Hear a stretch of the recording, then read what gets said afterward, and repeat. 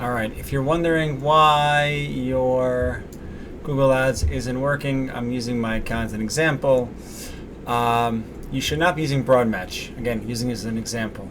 So if you look at this month or last 30 days or so, go to your highest spending keyword.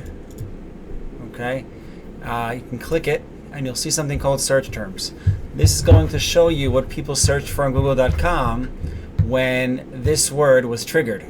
So you can click it and you can see that I put Google Ad Specialist, but it's ad setting, Skillshop Google, Skillshop, just random stuff.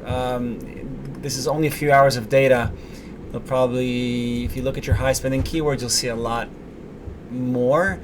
And then you can sort by cost, and then you can see where your money's going, and you can quickly realize why your account might not be working as you expected. To go back and go keywords, you can also look at the highest impressions. I put Google Ad Service in broad. It tells Google, show me to anything you broadly think has to do with Google Ad Service. And again, this is giving Google full leeway. Ads, right? Nothing to do with it. It's total loss, waste of money, ad setting.